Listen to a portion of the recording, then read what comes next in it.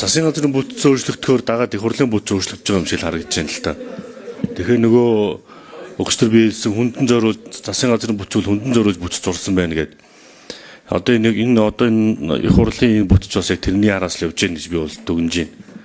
Ягаад тэгэхээр энэ одоо энэ дүгнэлтэн дээр улсын хурлын зохион байгуулалтыг цомхон үйл ажиллагааг нь боловсронгуй болгоно гэсэн байх юм. Тэгээд хоёр байнгын орог татан буулгаад бусдад нь нэгтгэхээр цаасан дээр л харагдах болохоос эн чинь буцаж орондоо хэврэлүүлдэг шүү дээ. Яг нэг үйлсэд.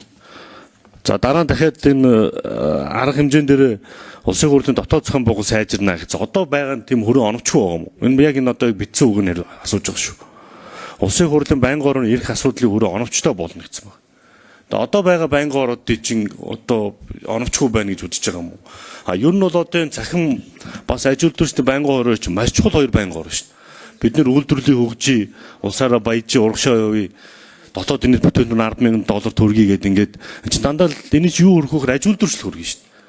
Тэгээд аж үйлдвэрлэлийн бодлого ингээд бүр байхгүй болгоод нэг өөр бусад байнгын орон тариалах юм. Энэ бол аж үйлдвэрлэлийн байнгын ороод маш хэрэгтэй. За дээр нь захим юм орчин үе гаг одоо бидний интернет хэрэглээ гар утас одоо өдөртөм хэрэглэж байгаа зүйлүүд бүгд захимжиж байгаа шүү дээ.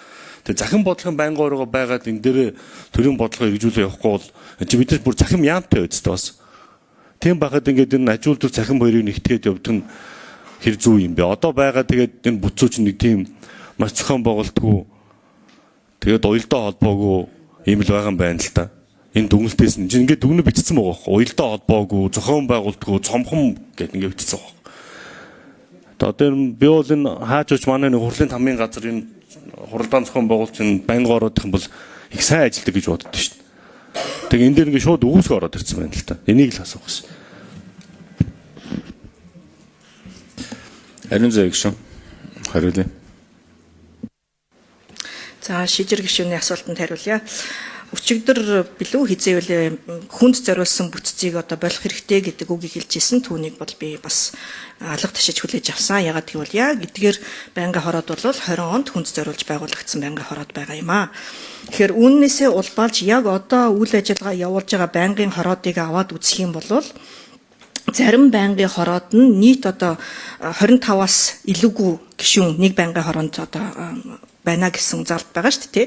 Тэгэхээр зарим байнгын хороонд бол 11 хүнтэй байнгын хороо хүртэл байгаа байхгүй. Тэгэхээр ер нь нийт гишүүдийнхаа 50% таач хүрэхгүй ийм байнгын хороод бол байна. Нэгдүгээрт эртсэн үүнээсээ улбалаад одоо тухайн гаргаж байгаа шийдвэрийнх нь талаар нь одоо эртсэн бүрдээд түүнээсээ одоо эргээд талаар нь хүчин төгөлдөр одоо санал нь авагддаг болвол энэ гаргаж байгаа шийдвэрийнх нь одоо чанарын хувьд ч гэсэн эрцээсээ авахлаад маш бага байна гэдэг ийм одоо дүгнэлтийг бол хийж байгаа. За хоёр дахь нь болохоор харилцан адилгүй ачаалалтай байна. Зарим байнгын хороод бол маш ачаалалтай 7 хоног болгон хуралдаж байгаа бол за зарим байнгын хороод бол улсын их хурлын дарганд иргэдэх зөвлөлөөс асуудал хуваарлагдахгүй байх, тухайн асуудлуудад давхардах, нэг ялангуяа мэрэгжлийн яамнуудын хувьд төсөв байна уу, гүйцэтгэл байна уу, төлөвлөгөө байна уу, тухайн асуудлууд дээр яг ижилхэн асуудлуудын хүрээнд олон одоо байнгын хороонд зэрэг орох ийм асуудал үүсэж байгаа нь бол чиг үүргийн давхардлыг бол харуулж байгаа юм аа. Ийм учраас үндсэндээ хүнд зориулсан одоо тэр бүтцийг байхгүй болгож үндсэндээ 30 жилийн түүхэнд явж ирсэн мэрэгжлийн парламент үндсэн байнгын хороодоор л үйл ажиллагаагаа одоо эргүүлээд явдаг бай гэсэн ийм одоо саналыг оруулж ирж байгаа. За эргээд нөгөө төсөвтэй ч гэсэн холбоотой 3 байнгын хороод татан буугдж байгаатай холбоотой төсөв харин ч хэмнэгдэнэ. Ажлын алба одоо байхгүй байна гэсэн үг тийм.